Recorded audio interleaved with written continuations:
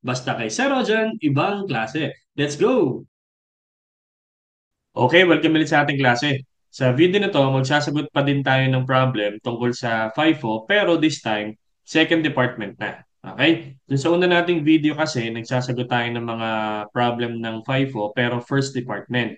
Paano naman kapag second department? Meron bang may iba sa ating format ng production schedule or ganun pa rin? Yung bang step natin, ganun pa rin or may iba naman? Okay, so tingnan natin. Let's go! Okay, so ito yung problem natin. Basahin ko ah. First aid company makes a porch railing system for pet owners in two departments, cutting department and coating department. The following production and cost data are available for the month of May 2025. So sa problem na to, dalawang departments na sasagutan natin para makita natin yung transition from first department papunta sa second. So ano ba yung mga data na manggagaling sa first department na mapupunta sa second department? At ano ba yung madadagdag sa ating second department? So this time, again, ang gagamitin natin is FIFO method. So meron tayong given dito, beginning inventory, 2,300 and 1,950 para kay cutting and coating. Complete as to materials, 80%, 100%. Complete as to conversion costs, 75%, 50%. And unit started in May, 5,800. Tapos yung kay coating, question mark. Hindi binigay sa problem kung ano yung transferred in kay coating in terms of units. Kasi yun yung ating kukumpitin kay cutting department. Kaya pag mapapansin ninyo, question mark yung units completed niya. Yan. Pero kay coating, meron siyang 4,950. Ending work in process, May 31, 2,100. Cutting. And then for coating, 3,000. Complete as to materials, 40%, 0%. Complete as a conversion cost, 20%, and 50%. Now, for the costs, beginning work in process inventory, transferred in kay cutting, 0. Kasi nga, first department siya. So, wala siyang previous department. Coating, 11,840.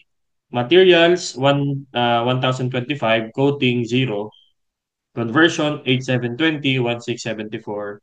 And for the current month, transferred in costs. So, kung, ayun, wala ulit transferred in si cutting kasi nga first department siya. Tapos si coding department, question mark, kasi yun din yung kukumpitin natin kay cutting department kung magkano yung transferred out niya. So yun yung manggagaling, yun yung mapupunta kay coding department. And then materials, 35,000 for 950. Conversion, 23,475 and 10,950. Okay? So this time, gagamit tayo ng Excel. Yan. Alam ko kasing medyo hirap-hirap kayong intindihin yung aking sulat. So ito yung ating first department. Sinilagay ko dito yung problem para guided pa rin kayo pag tayo nagsasagot. So, beginning inventory, 2,300. And then, started in process, 5,800. So, total niya, 8,100. Na dahil FIFO nga tayo, yung transferred out ay broken down into two.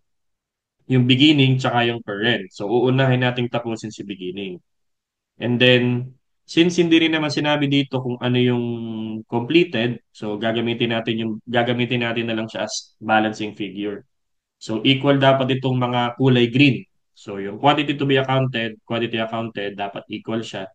Tapos yung total cost to be accounted at yung cost accounted, pareha sila kulay green, dapat equal din sila parehas. So makikita natin yung mamaya. And then for ending inventory, 2,100. So therefore, ang ating transferred out current is yung quantity accounted, uh, tapos yung ending, tapos yung beginning, equals 3,700. Next, kunin natin yung ating EUP. So, 5 po tayo.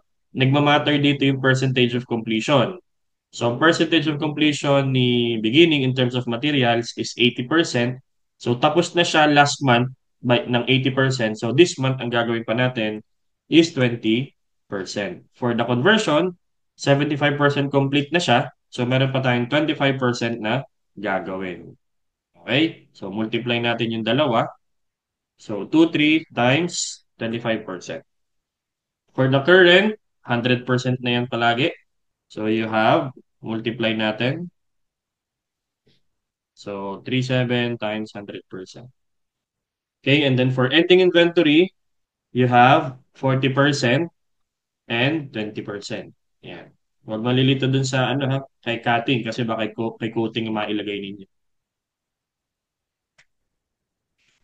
So, 2,1 times 40% and then 2,1 times 20%. So, kunin natin yung total nila. So, ang EUP natin for materials, 5,000, conversion cost, 4,695. So, and then for beginning inventory, again, ito yung hindi dapat tayo magkamali dito. Sa weighted average, pinagko-combine natin, hinihiwalay natin yung cost ng beginning sa materials tsaka sa conversion dito sa dalawa. Pero pag FIFO, hindi.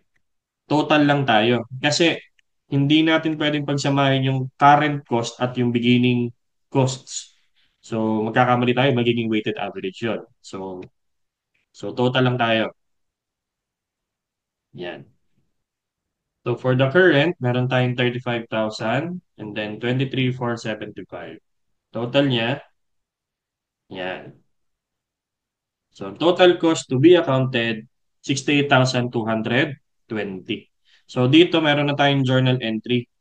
Ang gina-journalize natin is yung mga current cost lang. Yung beginning kasi, na-journalize na yan last month. So ngayon, ang ating entry, work in process, cutting, 58,475. Credit direct materials, 35,000. Credit conversion cost, 23,475. So, again, hindi natin i-journalize yung beginning kasi meron na yung journal entry last month. So, ang concern lang natin, yung mga costs added this month, yung mga current. Okay? So let's now compute for the step 5 natin, no? Yung ating uh, cost per EUP. Yan. So total muna natin to. Yan. So 5,000 ang EUP ng materials and then 4,695 ang EUP ng conversion cost. So divide natin sila to get the cost per EUP. So this is 7 and this is 5 for a total of 12 pesos. So gagamitin natin yan para makompute natin yung mga cost assigned, yung ating cost accounted. So dahil hindi pa nga tapos yung beginning, kunin natin yung cost niya, dadagdagan pa natin yan. Dahil meron pa daw tayong tatapusin sa materials and conversion costs. So therefore, you have 7 pesos times 460 and so that is 7 pesos times 460. And for conversion cost, that's 5 pesos times 575. So that is 5 pesos times 575 for a total of 15,840.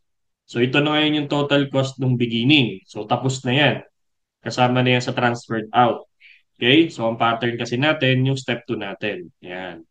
So yung 2,300 na beginning, ang total cost niyan is 15,484. And for the current, yung total nating 12 pesos times 3,700. Okay? So you have 12 pesos times 3,700. So ang total cost ng iyong transferred out is 60,240. Yan ngayon yung ating i-journalize. So debit work in process quoting, yan yung mapupunta kay quoting, 60,240. Then credit work in process cutting, 60,240. So di ba meron tayong transferred out na 2,3 tsaka 3,7. That's a total of 6,000. Ang cost niya is 60,240. Okay? So, sana na ano tayo doon, na sundan tayo. Now, for the ending, sundin niyo lang yung ating EUP.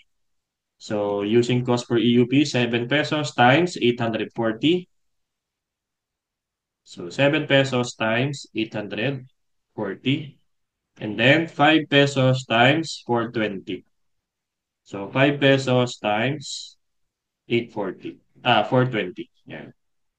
So, total cost ng ending is 7,980. That should be equal to our cost to be accounted. So, nakakulay green. Beginning plus current plus ending equal 68 to 20. So, balance tayo. So, tama yung ating department 1 or cutting department. Okay? So, ulitin nyo lang yung process para at least ay mamaster ninyo yung pagsasagot. ng FIFO under first department.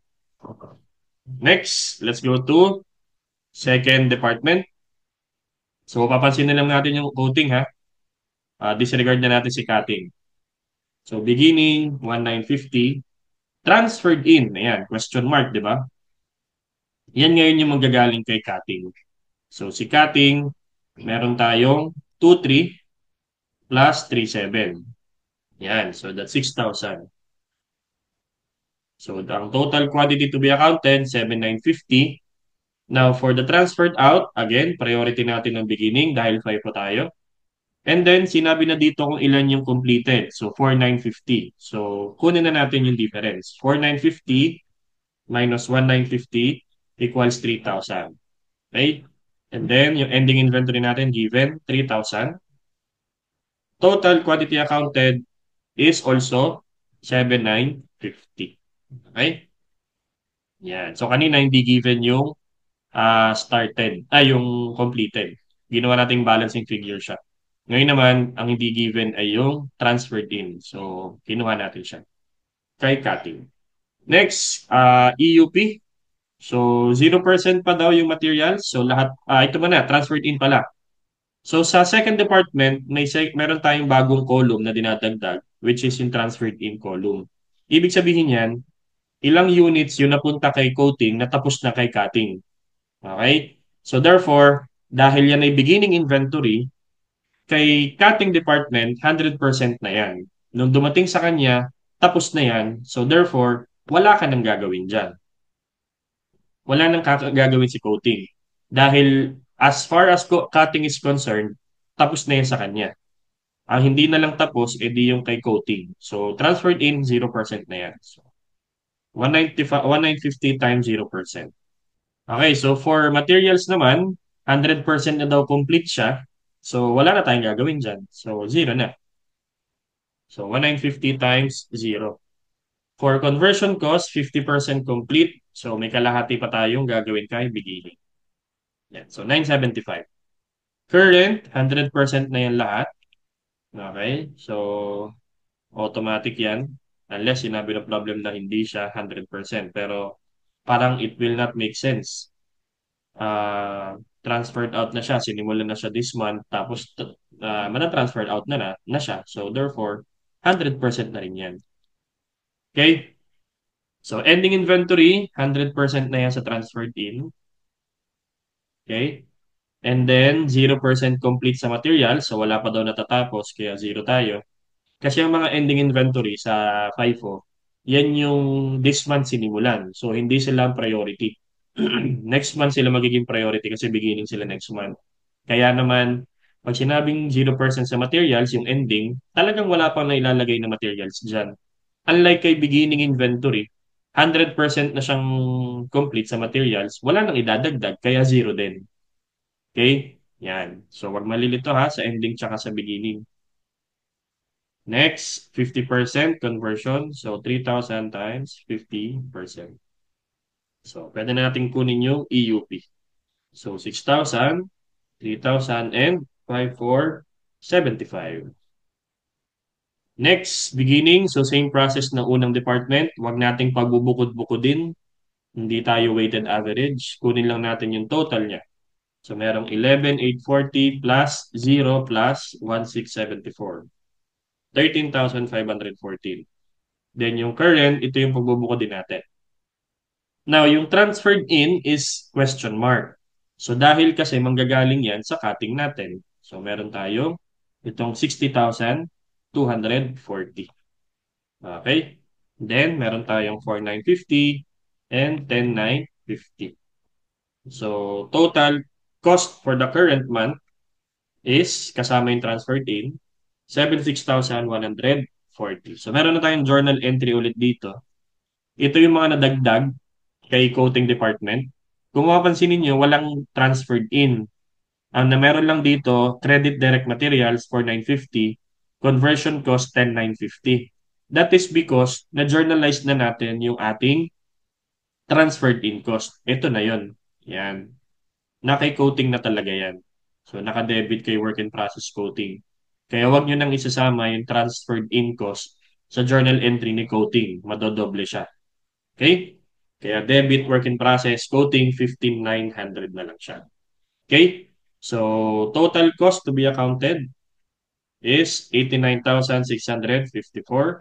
Kunin din natin itong mga transferred in, materials, and conversion.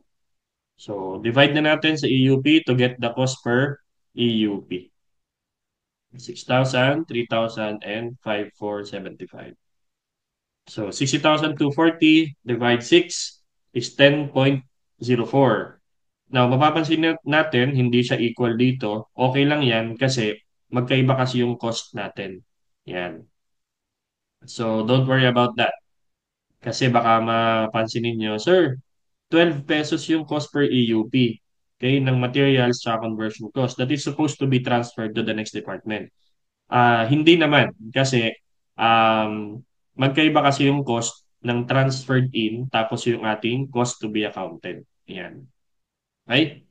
So, okay lang yan. Next, for 950, divide 3,000, 165, and then you have 10,950 divide 5,475 is 2 pesos. So, ang total natin, yan, 13.69. Sakto yan. So, ulit, mapapansin natin, yung total cost per EUP, 12 pesos sa cutting, kay coating, 13.69. Okay lang din. Hindi talaga dapat magpaparehas yan. Dahil nga, nadadagdagan yung cost natin habang naandar or nadadagdagan yung department. Okay? So, next. Doon na tayo sa sa cost assign. Yung beginning natin, priority, dapat tapusin yan. 13, 5, 14. So, may mga nadagdag pa tayo. So, 10.04 times 0. So, yun yung transferred in. Huwag niyo kakalimutan sa beginning yung transferred in. Although 0 siya. Sama nyo na lang din. So, 1.65 times 0 din. Okay? Para hindi kayo masira yung format nyo. Yan. Then, 2 pesos times 975. Kasi ito pa yung nadagdag na conversion cost kay beginning. So, ang total cost added is only 1,950 kay beginning. So, ang total cost na ng beginning inventory natin is 15,464. So, hindi pa ito yung transferred out kasi beginning pa lang yan. Now, for the current, yung 13.69 times 3,000. Yan. So, 13.69 times 3,000. Yan. 41,070. So, ito na ngayon yung ating transferred out galing kay coating. Beginning and current. So, 56,534. Debit finished goods inventory, assuming last department na to, credit work in process quoting. So, ito na yung ready for sale. Yan, bebenta na yan. Now, for the ending inventory, again, yung transferred in, huwag kakalimutan. 10.04 times 3,000. Yan. So, 10.04 times 3,000. And then you have 1.65 times 0. So, 0 daw. 1.65 times 0. And finally, you have 2 pesos times 1.5. So, therefore, meron tayong 2 pesos times 1.5. 3,000. So, total cost ng ending natin is 33,120, which should be equal all in all dun sa ating cost to be accounted. Yung kulay green. So, total of 89,654. Ayan. So, yan yung two departments under FIFO. Nakita natin yung transition kung saan ba napupunta yung or saan ilalagay yung mga cost galing kay first department papunta kay second department. Okay? So, I hope medyo malinaw itong ating ginawang demonstration para at least makatulong sa inyo pag kayo magsasagot ng mga departments na dalawang magkasunod under ng FIFO. Okay? So, ulit-ulitin nyo lang yung process. Same lang din naman yung ginagawa nating process. Yun nga lang ay dinadagdag yung mga computations natin, especially for second department. So, again, Good luck sa inyong pag-aaral. Ingat kayo palagi. Bye-bye.